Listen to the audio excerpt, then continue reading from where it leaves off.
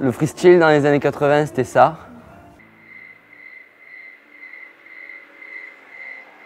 Look at my hands. I'm shaking all my body. Et aujourd'hui, ça ressemble plutôt à ça.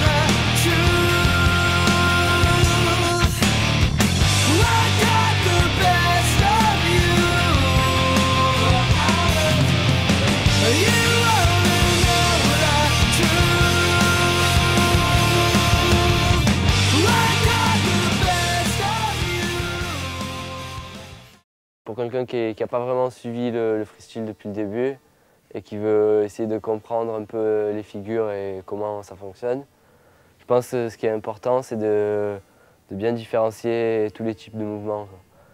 En fait, il y a des mouvements de type Spock, qui sont, il y a une impulsion où on garde les pieds dans les straps, on fait un demi-tour avec le vent et ensuite on finit en glissade de style comme hélicoptère ou hélicoptère tac en glissade.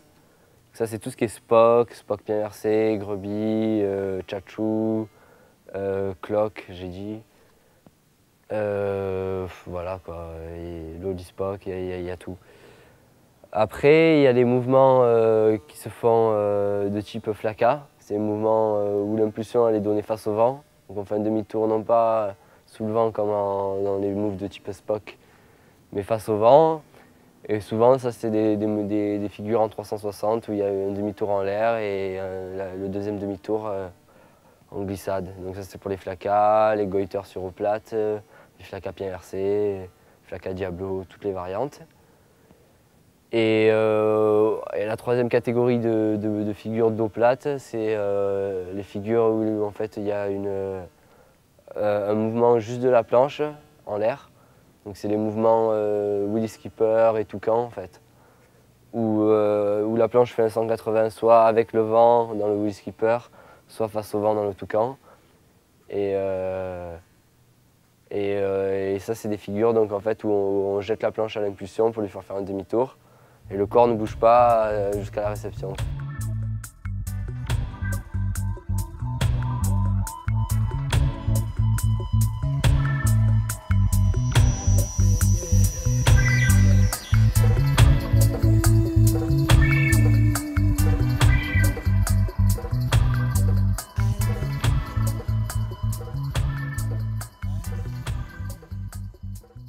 Alors l'air jibe, en fait, c'est un peu ce qui a ouvert la voie au freestyle moderne. Donc c'est un demi-tour en l'air, avec un atterrissage en marche arrière, et un demi-tour durant lequel on empale la voile en l'air, en passant par le wish comme un jibe. Donc en fait, voilà, on fait un jibe, mais en l'air. C'est le même mouvement qu'un jibe tout simple. Les pieds restent dans les straps. C'est ça aussi la particularité, parce qu'avant l'air jibe, il y avait le Willy Skipper qui était sorti, qui était le premier move en glissade. Mais l'air jibe, on garde les pieds dans les straps. Donc en fait, ce qui est important, c'est d'arriver à faire son demi-tour et à ratterrir en gardant l'équilibre.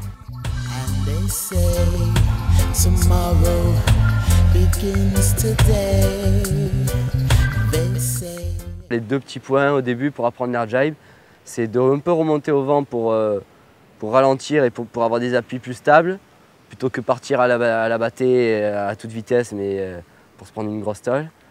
Et essayer de faire tourner vraiment que la planche. Donc il faut essayer de garder la voile près de soi et de faire pivoter vraiment pivoter les jambes et le corps autour du mât qui doit être l'axe de rotation. Voilà. Donc, après, une fois qu'on a fait le demi-tour en l'air et qu'on atterrit en glissade, ce qui est important pour arriver à contrôler la manœuvre et à vraiment la terminer aussi, c'est dès qu'on glisse, reborder la voile et la redresser pour reprendre la puissance et se rééquilibrer. Alors, les erreurs typiques d'un air jibe sont de se faire la croix. C'est-à-dire que la plupart des gens qui commencent à envoyer les air jibes se laissent aller et ils pensent qu'en envoyant les jambes ça va tourner. Mais non, en fait, il faut rester bien près du mât et essayer de rester le plus au-dessus du pied de mât pour pouvoir garder la voile, pas faire la croix. Au début, on cherche à lâcher le wish et à essayer de rattraper une fois qu'on est rééquilibré, qu'on a atterri en glissade. On rattrape une fois qu'on glisse, on rattrape le mât ou le wishbone en croisant les mains de l'autre côté de la voile. Sinon, on attrape le mât et ensuite on attrape la voile. On fait en fait un empannage de la voile en 2 temps. Ça, c'est surtout au début. Et après, une fois que la technique s'améliore et qu'on commence à avoir des meilleures sensations, il faut essayer pour arriver à gagner en maîtrise et en contrôle, en beauté de l'air jibe, en tout, il faut essayer d'arriver à croiser ses mains ou d'attraper le mât, peu importe, mais dès l'impulsion pour arriver à poser en fait, la manœuvre avec la voile déjà dans les mains, si possible. Ce qui permet de contrôler chaque moment du mouvement. À l'impulsion, il ne faut pas chercher à monter, mais il faut chercher à plutôt faire un ciseau des jambes en allant chercher avec la planche une rotation le plus au vent possible. Pas une rotation en l'air, mais plutôt une rotation plus transversale. Et ensuite, à la réception, si tu as bien effectué l'impulsion, à la réception, tu vas être sur le pied avant. Et il faut que à la réception, ton appui soit pied avant et pas pied arrière, sinon la glissade, tu vas enfourner, quoi. Et voilà, le plus important, c'est à l'impulsion de bien lancer la planche au vent sur le côté et pas en l'air. Voilà.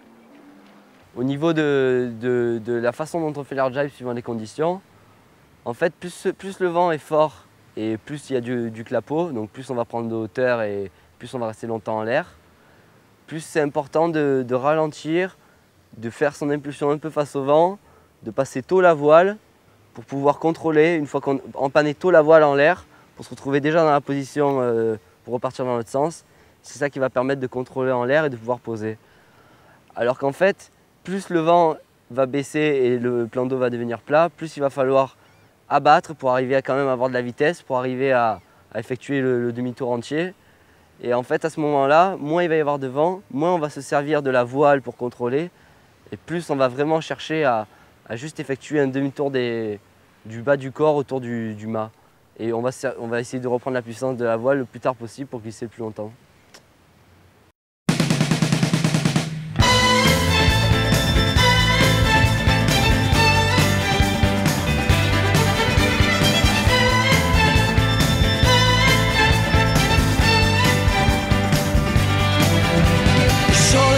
Sadly, I gave up, I know. I was out of options, with nowhere left to go.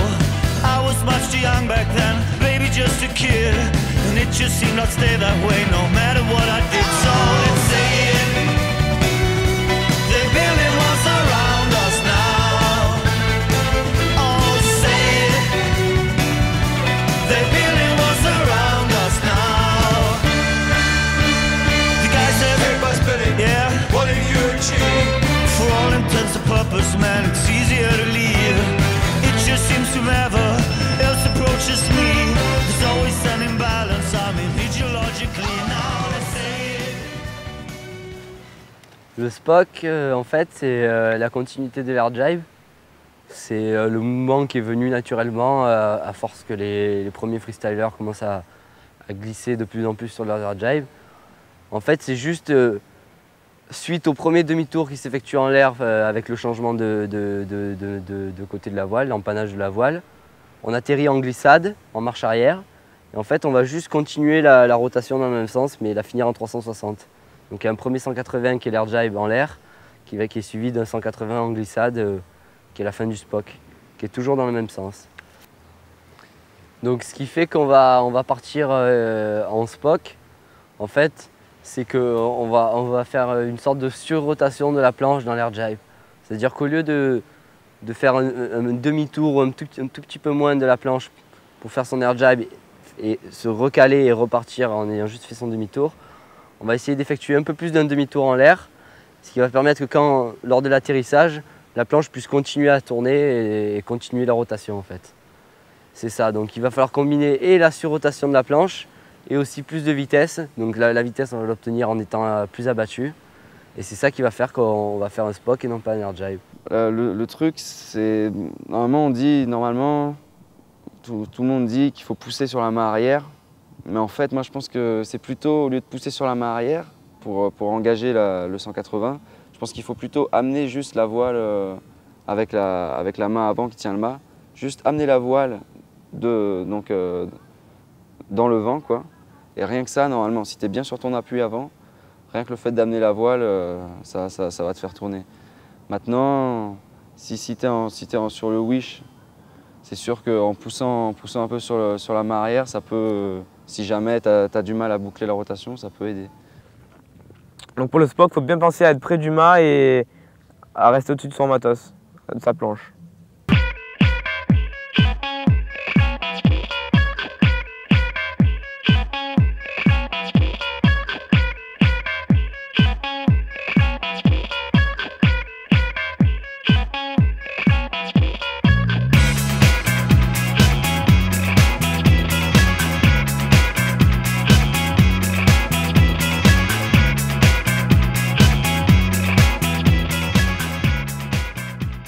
Alors le lolly spoke ou grubby, ça dépend, il y a pas mal de façons de l'appeler.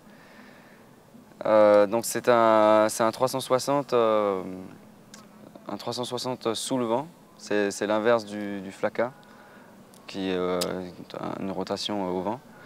Donc pour faire un grubby, en fait c'est un move qui ressemble au speed loop, mais en fait le truc c'est que le speed loop, la rotation est engagée avec la voile, alors que là, c'est beaucoup plus une dissociation entre le bas du corps et le haut, le haut du corps. Et donc, ce qu'il faut, c'est d'abord envoyer le bas du corps, sans avoir forcément une action sur la voile. En fait, il y a le spoke qui a été le mouvement de base, qui a suivi l'air jibe.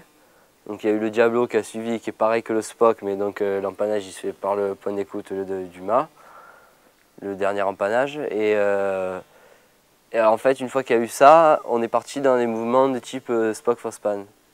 Ça, c'est toujours le même mouvement, sauf que en fait, pendant le demi-tour en l'air, il n'y a pas d'empannage, vu qu'on est déjà en fausse span. Donc c'est une impulsion en fausse span où on se retrouve comme si on avait fait un spoke normal, un air jibe, on avait empanné la voile. On se retrouve en marche arrière, tout normal, mais en marche arrière. Et prêt à finir comme un spoke. Et en fait, il y a le spoke for span qui est comme ça, et exactement le même type de rotation que le spoke for span, il y a le grubby, ou lolly spoke pour le nom français, qui est en fait exactement la même rotation que le spoke for span, sauf que la voile elle est normale tout le long. C'est la version voile normale du spoke for span. Le lolly spoke école, quoi, pour l'apprendre au début. Il ne faut pas faire comme les bonériens à surborder tout le temps dans le move, quoi. À mon avis, le mieux au début, c'est d'envoyer le bas et de sentir la glissade en pied avant. Parce que le fait de border, tu vas faire plus un move sur l'arrière. Déjà être droit sur les impulsions, aussi bien dans le spoke for span que dans le grubby. Si en fausse span on est sur l'arrière, on ne va jamais arriver à donner une bonne impulsion. Et c'est exactement la même chose pour un grubby. Si on est sur l'arrière, quand on va donner l'impulsion, après on va finir en catapulte. Donc c'est être bien droit au moment des impulsions. Et selon moi, c'est par rapport à un spoke, c'est encore moins se servir de la puissance de la voile ou quoi que ce soit. Et c'est vraiment se mettre bien droit un peu plus abattu que pour un spock, que ce soit le spock Fospan ou le Grubby. Donc bien droit et vraiment essayer d'envoyer un gros mouvement de tout le corps dès l'impulsion. Au niveau de la réception, ce qu'il faut, c'est amener la voile, c'est pousser la voile vers le vent. C'est ça qui va aider en fait à finir le mouvement. C'est donc d'amener la voile vers le vent et d'être en appui avant. Ça va aider à boucler le move en glissade. Après le premier quart de rotation, c'est-à-dire qu'on part souvent en speed loop, parce que c'est l'erreur typique, c'est que les gens ne tentent pas la jambe arrière. Ça fait que vu qu'ils ne tentent pas la jambe arrière, ils restent groupés. Même si c'est très léger, c'est quand même assez. Et la planche ne glisse pas, elle tourne, elle décolle. Dans un speed loop, en fait, dès l'impulsion, on se groupe et on va se grouper tout le mouvement. Alors que dans un Grubby ou dans un spock Fospan, on se groupe à l'impulsion pour décoller. Donc on tire la voile et on soulève les jambes. Mais en fait, dès qu'on a commencé la rotation, on se retend aussi bien les bras que les jambes dans le spock Fospan et dans le Grubby pour essayer de trouver de la stabilité dans la glissade. Parce que si on est groupé, on va tout être en boule et on ne contrôle rien. En fait, c'est le fait de vite dégrouper dès qu'on a impulsé, puis on est contrôlé.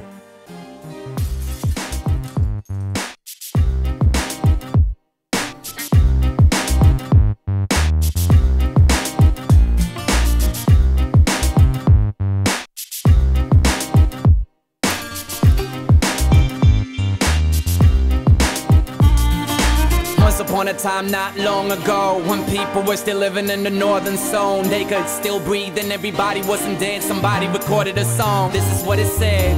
After the First and the Second World Wars, you think us Europeans couldn't take it no more, but we built up and tore down the Berlin Wall, only to build a new and improved around a crumbling for Europe. This one was a bit tricky, not visible to the naked eye, and if you was lucky, you could slip through the cracks and the crevices tucking your life under your arm. This way some people snuck in, only to become second class. Un speed loop, c'est une figure qui est assez impressionnante, qu'on peut croire facile, pas facile, mais qui est assez facile à envoyer, mais dur à bien faire. Parce que justement, ce qui fait la réussite d'un speed loop, c'est d'arriver à avoir un bon axe de rotation qui soit horizontal et non pas vertical. Donc pas partir en avant comme un front loop, mais arriver à bien tourner sur le côté pour avoir une bonne réception, quoi. Pour tourner sur le côté, et c'est ça toute la difficulté, il faut arriver à donner une super impulsion sur du plat, en reculant bien sa main arrière, arriver à bien éloigner, avancer le gréement au moment de l'impulsion et arriver à vraiment se grouper et tourner vraiment à l'horizontale. Mais en fait, c'est une figure qui demande beaucoup de tonicité et moi j'en manque un peu, c'est pas trop ma spécialité. Et je pense faire un très beau speed loop, c'est vraiment pas quelque chose de facile, contrairement à ce qu'on pourrait penser. Et voilà, c'est la spécialité des gars qui sont habitués à être toniques et à envoyer sur le plat, comme les Ricardo ou les Bonériens, ou tout ce type de gars, quoi. Ce qu'il faut se dire, c'est que c'est presque un saut périlleux arrière. C'est-à-dire que tu pars, au lieu de partir en avant, et ben tu pars, tu te retournes, t'imagines que tu fais une rondade salto arrière. Tu arrives, tu te retournes, et là, tu pars même plus en arrière qu'en avant. Ce côté tonique du speed loop là, qui fait toute la réussite du speed loop, on voit vraiment que les gars qui sont bons dans les speed loops, c'est vraiment les gars qui naviguent sur des spots avec toujours les mêmes voiles, les mêmes conditions, à peu près plat, pas trop des grosses vagues, des conditions violentes. Et c'est ça qui, en fait, ces gars-là, ils vont, grâce à ça, grâce à la répétition des conditions, ils vont arriver à mettre au point la bonne technique avec la bonne voile, la bonne planche. Ils vont arriver à trouver pile la bonne allure à laquelle envoyer, arriver avec le maximum de vitesse. Et c'est vraiment quelque chose qui est difficile à trouver, le bon mouvement.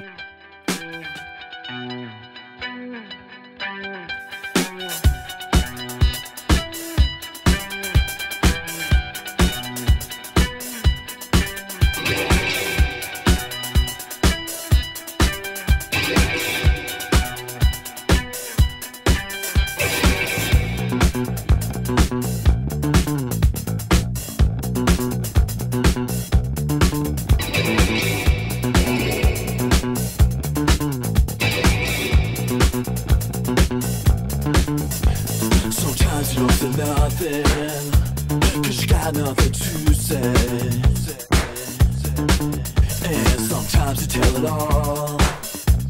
knows this in any way.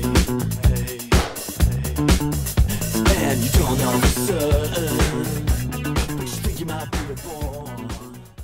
En clair, le wheel skipper c'est un 182 la planche où en fait on va essayer de réceptionner un pied de chaque côté du mât, donc centré sur la planche. C'est vraiment ça la base, quoi. Pour faire un beau wheel skipper, il faut poser centré sur la planche. En fait, le wheel skipper, c'est un 180 avec la planche donc le nez de la planche qui part sous le vent, en sortant les pieds des straps cette fois-ci, pas comme le air jibe où tu gardes les deux pieds dans les straps. Donc c'est le air jibe et le wheel skipper, ça se ressemble parce que c'est un 180 avec une glissade derrière. Mais le truc, c'est que là, en fait, au départ, tu vas enlever le pied du strap arrière et le placer soit derrière le strap arrière, soit devant, ça dépend en fait. Si tu le places derrière, tu auras plus d'amplitude d'impulsion. Mais bon, la planche sera peut-être plus dure à contrôler vu que tu auras plus d'amplitude. Si tu le places devant, je pense que le mouvement il aura plus de glisse derrière. Mais enfin bon, après ça c'est... Donc tu choisis, tu sors le pied du strap, soit tu le mets derrière le strap, soit devant le strap arrière. Et ensuite, donc l'impulsion se fait au travers. Et en fait, ce qui fait tourner la planche, c'est le pied arrière qui donne... en fait, c'est pousser la planche au vent avec le pied arrière. Donc ce qu'il faut, c'est garder vachement le corps près du centre de poussée. Pas jeter la planche en avant et se jeter en arrière. Il faut essayer de rester au-dessus, c'est ça qui fait peur. C'est de rester au-dessus avec une planche qui au début, tu ne sais pas comment elle va retomber, ça peut faire peur. Le wheel skipper, c'est principalement une figure qu'on fait quand il n'y a pas trop de vent et sur des plans d'eau pas trop agités. Parce que vu qu'on laisse faire un demi-tour à la planche toute seule, quand on atterrit dessus, on n'a donc pas les pieds dans les straps. Et si le plan d'eau il est vraiment trop défoncé, c'est vite casse-gueule comme figure. Donc c'est surtout une figure de vent pas trop fort et de plan d'eau assez plat, type lac. C'est vraiment c'est là que c'est super, quoi. Il ne faut pas essayer de se jeter, de jeter la planche vers l'avant ou vers le haut comme pour un saut sur une vague. Il faut vraiment essayer de juste faire décoller la planche, mais tout en restant à plat. Pas jeter la planche vraiment devant soi. Donc on arrive au taquet, on lève le pied du strap, on le met ou entre les straps, le pied arrière, ou entre les straps ou derrière le strap arrière. Et en fait, on va essayer vraiment d'envoyer la planche, de faire vraiment un demi-tour à la planche, un peu comme en skate on ferait pour un variole ou des figures de ce style-là.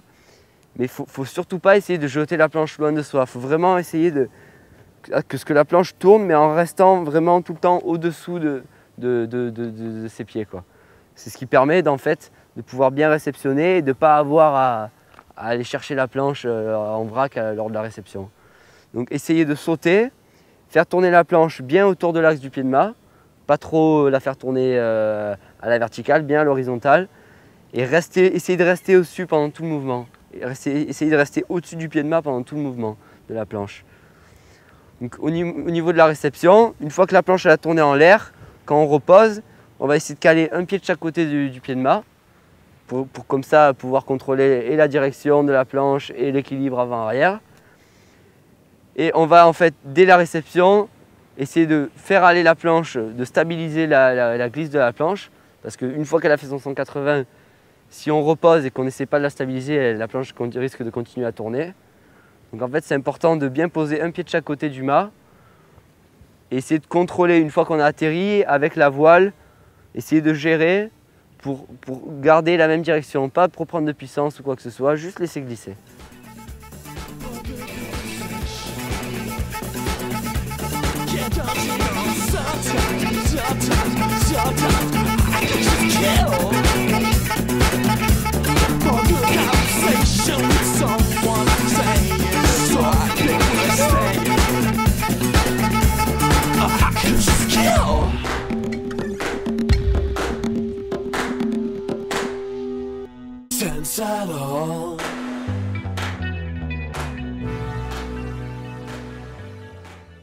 Alors le duck jibe, c'est le move de freestyle le meilleur rapport style-facilité. C'est un move facile à faire et qui rend bien et qui n'est pas si compliqué que ça. Donc, à comprendre. Alors le duck jibe, c'est un jibe, donc un demi-tour sous le vent. Et en fait, l'empannage, contrairement à un jibe, au lieu de s'effectuer par la poignée avant du wishbone, par le mât, on empanne la voile en passant par le point d'écoute, par la poignée arrière.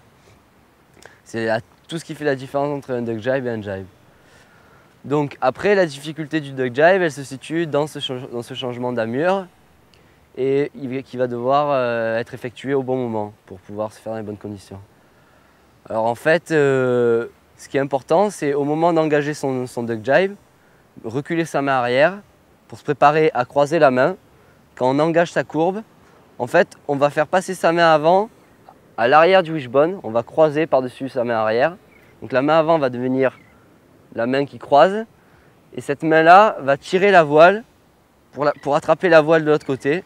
En fait, il va bien falloir non pas juste croiser, garder la voile en drapeau devant soi et attraper le wishbone de l'autre côté, mais il va vraiment falloir tirer la voile loin derrière soi pour aller essayer d'attraper le wish sur la nouvelle amure et le plus près de la poignée avant du wishbone ou le plus près du mât possible. C'est ça qui va faire la réussite ou non du duck jibe. Déjà, ce qui est important, c'est d'avoir une courbe assez fluide parce que s'il y a des changements de quart dans la courbe, ça va faire des changements de perception de puissance de la voile, changement d'appui et ça va perturber la figure et on va se retrouver à plus pouvoir faire ce qu'on voulait faire. Donc déjà, premier point, c'est d'avoir une courbe homogène. Ensuite, il faut essayer de ne pas se faire dépasser par les événements. Et donc, il faut, si possible, essayer de, dès qu'on engage sa courbe, essayer, dès qu'on sent que sa voile est à peu près neutre, ne tire plus trop dans les bras, profiter dès qu'on peut pour empanner la voile par l'arrière et rattraper sur l'autre amure. Ne pas attendre d'être au vent arrière et d'avoir quasiment fini la courbe pour passer de l'autre côté de la voile, pour faire le changement d'amure. Parce que sinon, à ce moment-là, si on a dépassé le vent arrière et qu'on fait son changement d'amure, ben, la voile va être pleine puissance sur l'autre amure, on va se faire arracher. Pareil, si on passe la voile trop tôt, on va se retrouver collé sur la voile. Donc il faut vraiment essayer de prendre une bonne prise de quart, assez homogène, en gardant les pieds assez écartés pour pouvoir contrôler sa planche, ne pas garder le pied arrière collé au pied avant, parce que sinon, déjà qu'on a un passage de voile qui est un peu difficile, où l'équilibre, on ne peut plus trop se tenir à la voile, on peut trop facilement perdre l'équilibre, donc il faut bien espacer ses pieds pour contrôler et pour pouvoir gérer le clapot aussi, parce que le duck jibe, c'est une figure qui supporte mal le clapot aussi. Donc après, au niveau de la courbe, par rapport à quel moment on change les pieds, en fait, par rapport à un jibe, on va attendre beaucoup plus longtemps de sortir le pied avant du strap, parce que tant qu'on a le pied avant dans le strap, on peut contrôler sa planche et on est plus stable. En fait, on va d'abord passer la voile, récupérer la voile sur la nouvelle amure, quasiment dépasser le vent arrière pour se retrouver sur la nouvelle amure, enfin même le dépasser le vent arrière. Et une fois qu'on a dépassé le vent arrière, on va ravancer le pied arrière et on va sortir le pied avant du strap pour se placer sur la nouvelle amure et après remettre ses pieds dans les straps normalement pour repartir. Ce passage de voile par le point d'écoute qui va permettre de se mettre en fausse panne pour toutes les figures de type Spock fausse panne ou les skipper fausse panne, tout ce qui est fausse panne quoi. Donc là, la seule différence avec un duck jibe normal, c'est que, enfin la seule, c'est qu'on garde les pieds dans les straps, les deux pieds dans les straps, et en fait on va à peine abattre pour avoir la voile un peu plus légère dans les bras, moins puissante. Mais on ne va pas mettre de prise de quart, on va juste abattre, se fixer sur une nouvelle allure plus abattue. On va laisser partir sa voile près de l'eau, la reprendre, sans donner de coups, en essayant de se redresser. Et là on va se retrouver en fausse panne pour envoyer ses figures fausse panne. Cette technique aussi de passage en fausse panne, ça permet, si le vent est très fort et si la mer elle est très formée, si c'est des conditions vraiment difficiles pour faire un duck jibe, on peut en fait adapter la technique de passage en fausse panne au duck jibe. C'est-à-dire qu'on va faire un duck jibe, mais on ne va pas sortir le pied arrière du strap. Donc on va empanner la voile à la limite un peu plus tôt, on va abattre plus longtemps avec une prise de quart moins engagée, plus laisser partir la voile vers l'eau, la reprendre sur l'autre amure et une fois qu'on l'a reprise sur l'autre amure, on va faire sa courbe sous le vent avec les pieds dans les straps pour mieux contrôler la planche. Et cette technique-là, en fait, elle était utilisée pas mal en Super X au début parce que ben voilà, en Super X, c'est un peu la guéguerre aux bouées Et des fois, si on ne veut pas tomber, ben, il faut garder les pieds dans les straps, même si on perd de la vitesse.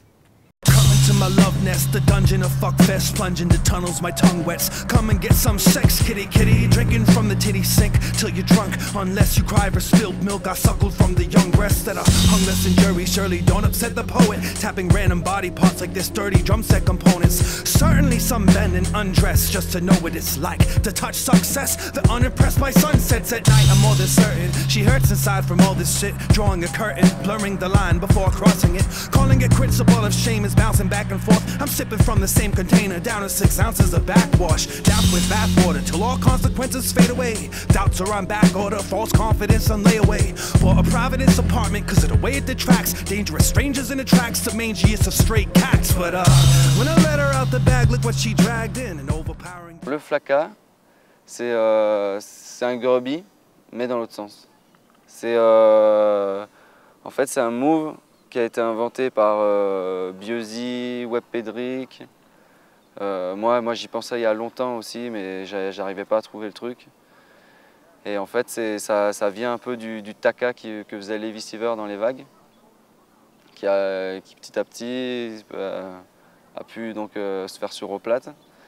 Donc le truc là, le flaka, moi j'ai encore maintenant, parfois je l'ai pas quoi. Enfin parfois je le perds encore. Pour moi, c'est quand même un move. Il reste encore beaucoup de choses à. Enfin, je l'ai pas encore. Enfin non, bref. Le flaka. En fait, l'important, c'est de s'imaginer que c'est un move qui vient de la vague. Donc, ce qu'il faut, c'est ça. C'est arriver avant le move et faire une prise de quart comme si tu étais dans un bottom. Avec, donc dans un bottom, tu as la main avant tendue, tu as la voile qui... Donc tu couches la voile devant toi. Et ça va permettre à un moment donné d'avoir la voile neutre. Et c'est au moment où tu auras cette voile neutre avec une bonne prise de quart, avec des bons appuis sur la planche, quoi. À ce moment-là, donc tu seras à peu près au travers largue. À ce moment-là, ce qu'il faut, c'est transférer tes appuis pointe de pied en appui talon et en même temps transférer, donc, vu que tu fais une prise de quart, tu es en appui sur tes deux jambes, on va dire. Tu n'es pas en appui jambe arrière parce que sinon, un bottom, tu n'es jamais appuyé jambe arrière. On va dire que tu es appuyé pareil, tu as les appuis sur les deux jambes, donc il faut transférer tous tes appuis donc, sur ta jambe avant. À l'impulsion, quoi. Il faut plonger un peu dans la voile, rapprocher le corps du wish. En fait, ce qui est dur au début dans un flaka, c'est d'accepter de plonger dans la voile. Donc pour faire un flaka, en fait, il faut faire une légère prise de quart au début pour pouvoir apprendre la vitesse en abattant. Ensuite, il faut envoyer la voile sur l'avant de sa planche tout en donnant une légère impulsion pour planter le nez. Et après, donc, si vous faites bien le mouvement, la planche va tourner, va faire son premier 180. Et après, la glissade se fait toute seule en poussant sur la main arrière. Alors l'erreur typique du flaka, c'est de... Il y a plusieurs erreurs possibles. Il y a où les personnes qui ne synchronisent pas leur impulsion et leur prise de quart, c'est-à-dire qu'ils envoient ou d'abord la voile ou d'abord la planche. Ensuite, il y a les gens qui envoient le flaka comme un goiter, c'est-à-dire qu'ils mettent la voile trop sur le côté. Et il y a une troisième type d'erreur, c'est de s'envoyer sur le dos, d'envoyer les pieds d'abord comme un aérial. Mais pour faire un flaka, il faut surtout rester au-dessus de matos, comme tous les moves, et synchroniser l'impulsion entre la prise de quart et l'impulsion. Le shaka, c'est un shovit into flaka, c'est-à-dire un backside air avec un 360 degrés face au vent, vers le vent. Donc ça peut se faire dans les vagues ou sur l'eau plate. Ça se fait généralement au travers avec une légère prise de quart au début du move. Et donc une légère prise de quart pour pouvoir mettre la planche face au vent, pour en entamer le backside air. Et ensuite, il faut se jeter dans la voile pour pouvoir faire la rotation, sinon on peut partir en flaka. Et une fois cela fait, pousser sur la main arrière. Et après, c'est comme un flaka, normalement ça glisse tout seul. Bon, moi personnellement, j'attaque le move au large parce que pour avoir plus de vitesse et pouvoir glisser plus longtemps. Mais je pense qu'au début, c'est plus facile d'essayer au près parce que c'est plus facile de se retrouver face au vent pour pouvoir faire la rotation. Alors qu'au large, il faut pousser plus fort et avoir plus de technique. Dans les manœuvres, en fait, les moins cotées, pas les moins cotées, mais les moins faites en compétition, il y a deux moves qui sont assez, même très durs à réaliser, mais que personne ne fait. Donc ce sont le pipa et le clock. En fait, le pipa, c'est un Spock 540, mais avec une sortie en hirondelle. C'est-à-dire que dans la rotation, au moment où la voile va pour changer d'amure, on se met dos à la voile et on attrape en hirondelle. Et on garde ça comme pour faire un Spock 540 et on sort en hirondelle du Spock. Ça, c'est une manœuvre qui est assez dure à réaliser parce qu'il faut avoir un bon timing pour attraper la voile et arriver à contrôler la puissance, pas se faire arracher en sortie de voile, en sortie de rotation. Mais c'est pas coté et c'est pas effectué en compétition, c'est dommage. Ensuite, il y a le clock aussi qui est plutôt très dur à faire mais qui n'est pas fait en compétition. Le clock, c'est